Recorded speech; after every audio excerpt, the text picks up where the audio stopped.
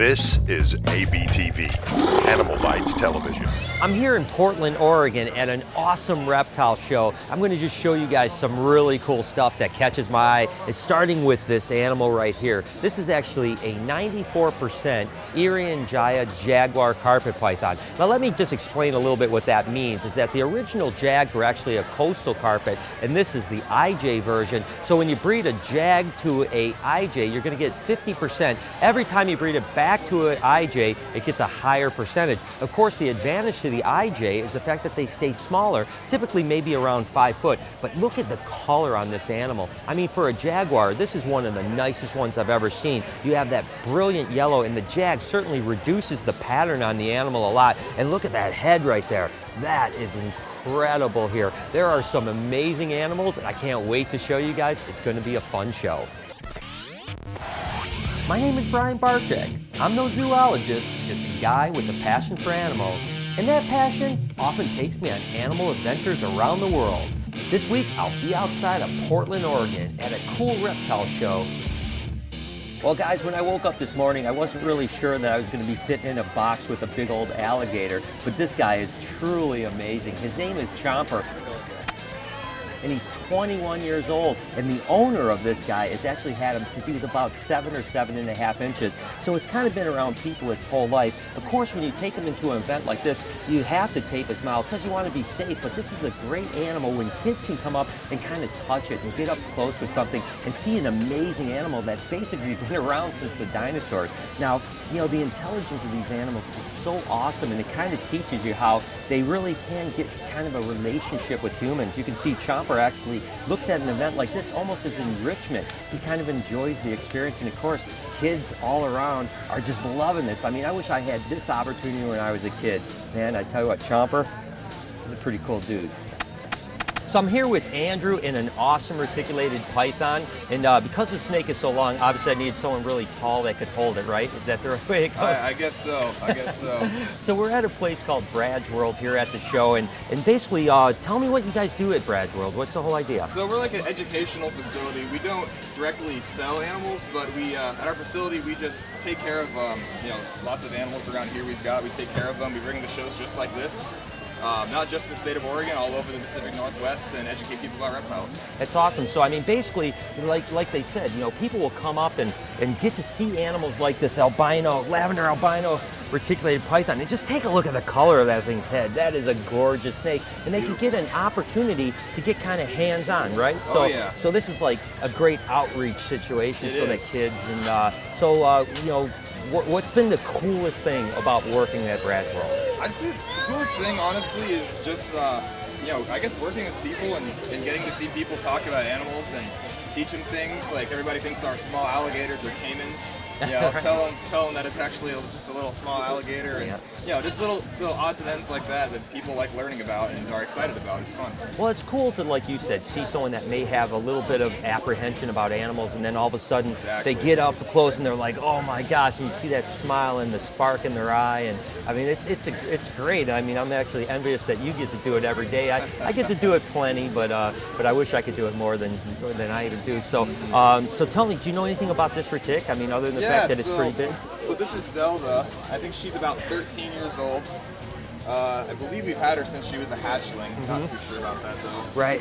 But and she's got to be, I'd say she's at least, what, 12 foot, something like that? Yeah, definitely. Get her over. So, well, listen, Andrew, you keep up the good work at Brad's World and keep educating and getting the kids of the future excited about animals, because they certainly are amazing. Yeah. I've got a couple little buddies here, again, at Brad's World that come in, and again, this is like a great outreach program for people to kind of get up and close and personal with the animals. And as you can see, people can actually reach in and touch these guys. And of course, these are African spurth-eye tortoises, so there's no really harm. They're not going to bite anyone or any problems. As a matter of fact, last summer, I remember being in a pen at Brad's World with about 50 of these guys and feeding them apples, and they just kind of all charged me and they were all over me. It was really a great experience. Of course, these are only a couple couple of them here, and these are probably like halfway grown. That's the thing that's amazing about African spur thighs, is they can get really large. They're one of the largest tortoises in the world, of course, behind the Galapagos or Aldabra tortoises. But regardless, these guys can easily live 100+ years, so there's a lot of dedication and commitment to owning an animal like this. And of course, they need quite a bit of space. You know, like Speedy, my African spur thigh, literally runs around my shop during the winter, and in the summer, he's outside my backyard all the time. So it's not like something you're gonna get a little 10-gallon aquarium and put these guys in, because they're gonna get really big. They need a lot of requirements, but if you have it, they're really cool animals. And again, the thing that's neat is, of course, they call them African spur thighs because look at those thighs right there and all those spurs on them. And of course, they can just tuck in like that and stay away from all the predators. Once their little feet are inside and their heads tucked in, ain't nothing gonna get to these guys. And of course, nice hard carapace that is gonna protect them from everything. I love tortoises so much. These guys are really cool. So what's your name, bud? Reed? Reed, okay, and you love reptiles? Yeah. Okay, and you said you know some stuff about me. What's my favorite snake? Pythons. Pythons? Okay, I can take that. I love all snakes. How about, let me ask you, what's your favorite animal? A bearded dragon. Bearded dragon, and do you have any? Yeah. Okay, what's his name? Charlie? Charlie, how long have you had it? 7 months. 7 months. So let me ask you one last thing. What was your favorite animal here that you've seen today? Oh, that would be a bearded dragon. A bearded dragon? So your favorite animal and the favorite animal you saw today was a bearded dragon? Yeah, because they're really easy to handle. They're really easy to have. Did you see Chomper, the big alligator? Oh, yeah. Was that cool? Yeah. Did you get to touch it? Yeah. All right. Well, listen, you have a good time, Reed. Thank you so much, all right? All right, bud. I tell you what, this animal traveled a long way, all the way from Amsterdam, believe it or not. This is actually brought over by Dutch Dragons Imports. This is a Hypo Zero, and absolutely hands down my favorite bearded dragon. As a matter of fact, I once posted a picture of this on Instagram, and it blew up, the most liked picture I've ever had on Instagram. And as you can see, they're basically called zeros because they have no color, no pattern whatsoever. And it's an interesting thing because there's a little bit of unknown about where these animals even came from. As a matter of fact, I've heard several different stories, but the recent one I heard was that someone, believe it or not, bought a clutch of eggs, hatched out 5 of the zeros, and of course that was where the whole thing began. And of course this is a Hypo Zero, so it's even a little bit more patternless, which makes it incredible. But sometimes these guys, as they get bigger, are almost pure white. Again, guys, hands down my favorite bearded dragon. I want to go home with this one. Certainly some of the most stunning animals in the world, in my opinion, are chameleons. And I'm at Caesar's Cams right now that specializes in Ambolomi panther chameleons. This happens to be a blue bar named Lucky. He's 15 months old and absolutely gorgeous. Now, one of the things that a lot of people don't realize about chameleons, you think about them, that they change color. The truth is they really don't change color. They lighten and darken, and some of their pattern comes more bold and less bold. And it's basically like a translucent gene is what it basically is. And just when they get hot or cold or stressed, they actually lighten up or darken up, or the pattern comes out a little bit more, but they don't change color. So I'm not gonna be able to put this guy on a yellow background. He's gonna turn yellow, but he will turn more dark blue, more green, or whatever the case may be, depending on the heat and the stress level. And some of the things that are amazing about chameleons are, of course, those independent eyes, the fact that they have these crazy little claws, they move really slow, and of course they have extremely long tongues. A guy like Lucky here is gonna have maybe a 12-inch long tongue. So again, Caesar's Cams has some amazing chameleons, and Lucky here is truly gorgeous. Speaking of chameleons, I'm here with Ryan, and you kind of specialize in a specific type of chameleon, right? Right. What do you have it in your hand? Tell me about it. So this is an Alsace chameleon. He was just a wild caught brought in from Michael Bear over at Snakes and Sunset. Just got about 5 days ago now. So these are going to be my new project breeders for this next coming year. So I brought them here to catch some people's interest. It's not a very well sought after chameleon, which they're not really appreciated as much as they should be. Right. Absolutely beautiful chameleon. Max length about 27 inches, so it's up there, with that Parsons, reaching up to about a pound, a little more That's than the thing, a pound. they're a big animal, and their environment's pretty different than, say, panther chameleons. Right, these are going to be a little bit more dry, a little bit more desert, so kind of along the lines more like a veil probably, Right. but that more drier desert type. Right. Just great for these guys, and so easy, very hardy. Yeah. Well, very hardy they animal. have such a different look to them. I mean, they're obviously the color's different. They've got that big old puffiness to them. So, Right. so why is the transition? You used to work with panthers, right? Right, got a few panthers that I've been working with, starting in a few other projects, but you know, I like that species that is just not a lot of people want. And these guys are just absolutely beautiful. They go from this darker type of brown type look. They're going to get a little bit more of that rust type tone, Right. More tan, and a little bit of green speckling along the body as well. Well, that's all. I'm glad when people work with stuff that, like you said, a little bit out of the norm. They're super, super cool. And you know, speaking of really cool, you guys may recognize Ryan. He did a series called Saw Dogs, and your profession is really doing chainsaw Right. art, right? Right. And guys, I tell you what, I've seen some of his stuff. It is ridiculously cool. So tell me a little bit about that. So I professionally chainsaw carving. This is what I do full time. These guys are just my secondary hobby. Absolutely love the reptiles. And so, of course, it was about 2012 we did the TV series Saw Dogs. Saw Dogs was filmed up in Squamish, up in Canada. It ran for 10 episodes. We got a season out of it. Ran through Discovery and Velocity Channel. Great, great series, along with other series that have popped up along. And so this is what I do. I come in here, I donate pieces for U.S. art, put in the donations for that, you know, try to put in my support as much as I possibly can, and enjoy these shows, because these are absolutely amazing. Let everyone know how they can get in touch with you if they're interested in chameleons in the future, or potentially some of the sickest chainsaw wood carvings you've ever seen. So you can check out my Facebook page, Sculptures in Motion, along with sculpturesinmotion.com, also along with Windswept Gallery. Windswept Gallery is my side business shop name. I'm out of Florence, Oregon, right on the coast of 101. Pretty easy to find. And then again, all you have to Google Ryan Anderson chainsaw carving, you're going to get a heap of stuff. Yeah, guys, you got to check it out, because trust me, I wish I could take something back on the plane, but not going to be able to fit it, but I might get something shipped pretty soon. Thanks a lot, Ryan. Hey, Thanks, thank man. you. One of the things that's really cool about this show is that there's a lot of people that are here that do a lot of rehab, education, and rehoming of things. And this animal here is a perfect example of it. It's a rescue. His name is Frank the Frilled Dragon. It's an Indonesian frilly, and these guys are so cool because, of course, they have these big frills on their neck. And they use that as a defense mechanism. But Creature Teachers actually goes out and does tons of educational programs. And again, they do things like bringing in Frank and other animals that are being either abused or don't have homes. And they will either keep them and rehab them, or they'll actually rehome them, which is really awesome. But in the case of Frank here, he's going to go out and teach people. He's going to be an amazing ambassador to other kids and other people that don't know enough about animals, and really teach them how awesome they really are. And again, the frilled dragons are just one of those animals that's just so iconic because they typically have that big old frill.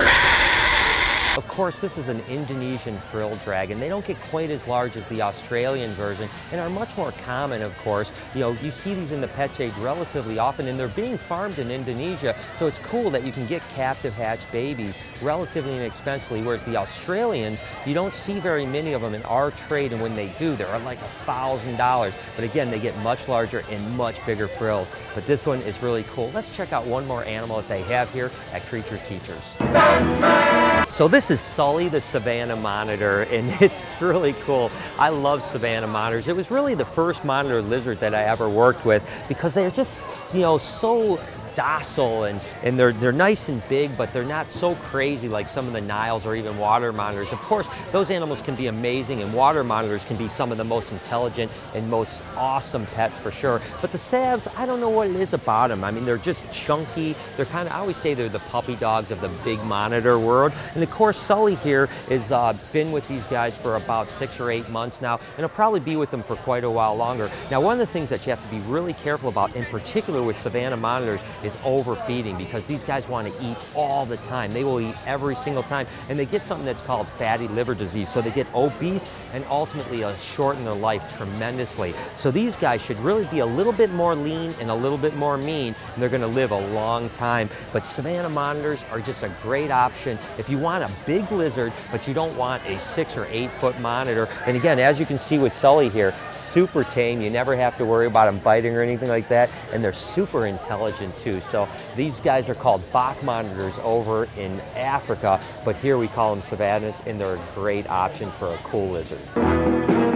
So what we have here is actually the North American possum. Of course, the only marsupial in North America. and a lot of times people look at these almost as like, you know, like rodents or you know, varmint, but the truth is they're really cool animals. And as you can see, they're not mean at all, but it's interesting when they have that threat display, they open their mouth and they hiss and they really seem intimidating with those big teeth. But this guy is absolutely adorable. I tell you what, I just love it. And take a look at that tail. That thing is so cool. Oh my gosh, that thing will kill you with cuteness. Look at that guy right there.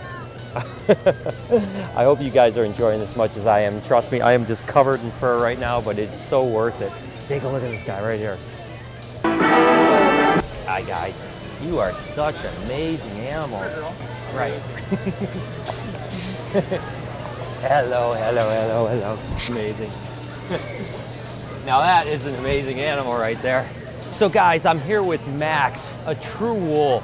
I mean, this thing is absolutely incredible. He's about 130 pounds, and certainly when he stands up, he's right in my face. And this is from Predators of the Heart. They travel around and do educational shows that basically just highlight people's, highlight things that are so important for people so that they understand about conservation. And as you can see what Max is doing right now? These guys are so amazingly intelligent that he saw that I had a ponytail in the back of my neck and he wanted to try to get it out. So these guys have, believe it or not, No hair pulling. he wants my ponytail is what he wants.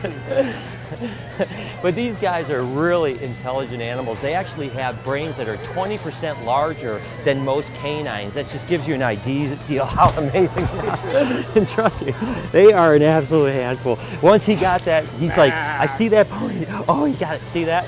Look at that. That's what he wanted. That's what he wanted. I mean, that's how amazing it is. It's really interesting with wolves because they're kind of that way. As soon as they see something, they will not stop until they get it. Oh my gosh, Max is an amazing animal. But it's just cool to see outreach like this, teaching people amazing things about conservation.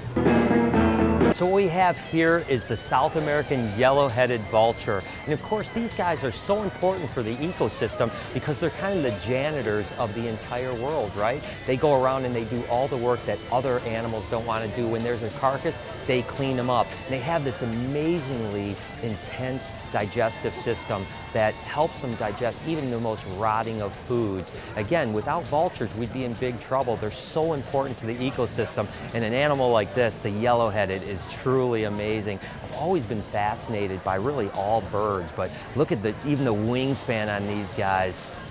Gosh, I tell you, vultures, sometimes people think of them as kind of ugly creatures, but I look at them and think, I can't imagine how you wouldn't look at them and think they're truly amazing. And again, the work that they do is so necessary. It's an amazing animal. So guys, I have a really cool lizard here, and of course I'm with Tony, and her husband is a friend of mine named Steve that I think is the best heliotherma guy in the world. And basically this is a beaded lizard. These guys are from, you know, Central America, where it's basically Mexico, sometimes north of Guatemala. But again, these are the larger version of the heliotherma. Of course, this is the Horridus, and there's the suspectum, which is the Gila Monsters. These guys get pretty large, as you can see, but this guy's named Luke for a mellow animal, which is really cool. And the thing that's interesting about these guys, of course they're venomous, but you can see Luke is really chill and really isn't trying to bite Tony whatsoever. They have a pretty nasty bite, but again, if you're handling them properly, you're not going to get bit at all. But the thing that's interesting, the difference between a beaded and a Gila really, is that tail. I mean, these guys will have really long, kind of prehensile tail, and beaded lizards will actually even climb into trees, whereas Gila monsters are pretty much just on the ground and in the rocks. But again, one of the venomous lizards in the world, and the beaded lizard is truly cool. Like usually mellow. Yeah, he's like trying to go towards you.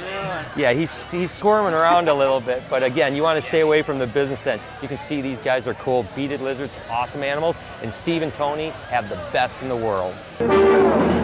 These are one of my all-time favorite colubrids. I know I say that all the time, but I really do love these guys. These are called cave-dwelling rat snakes, or a Ridleyi, and they're really interesting animals. Again, they typically live in the caves, so that's something you don't see a lot of rat snakes doing. And of course, they have this amazingly beautiful color change that goes from almost this like peachy color up top to an olive color, all the way to a dark gray color on the bottom. And again, these are a beauty snake, much like a lot of your Chinese beauties.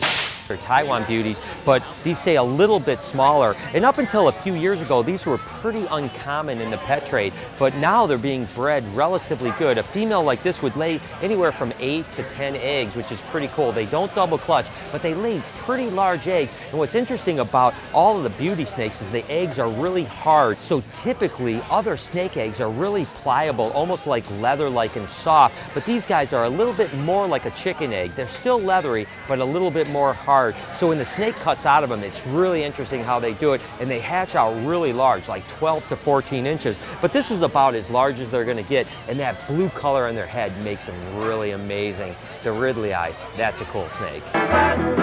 This is the other venomous lizard, the Gila Monster, and of course, much like the beaded lizard, it's got the same delivery system for venom, but these guys are, of course, very much more colorful, but they sell quite a bit smaller, and this one happens to be puppy dog tame. Again, not something that you're ever gonna wanna get bit by, so even though it's really docile, I'm not gonna really give this guy any opportunity to bite me. You're really not gonna die from a bite like this, but it's gonna be extremely painful. You're gonna have blood pressure spikes, really localized pain, lots of swelling, and a lot of nausea. So the fact is that although these are amazing lizards, they still can be dangerous. Not deadly, but certainly dangerous. It's gonna ruin your weekend if you ever get bit by this. There has been some amazing animals and some great people here. I hope you guys have enjoyed it as much as I have, because it's been an absolute blast. And as always, guys, I was Facebooking and tweeting my way through it. So make sure to follow me over at SnakeBytesTV and on Instagram at SnakeBytes.tv. Until next week, you've been watching Snake Bites. Hi, I'm Peter Birch, an Aussie bloke who loves wildlife. My respect for nature started when I was a young boy in rural New South Wales. Since then, it's exploded into an obsession. New episodes every Thursday, only on Animal Bites TV.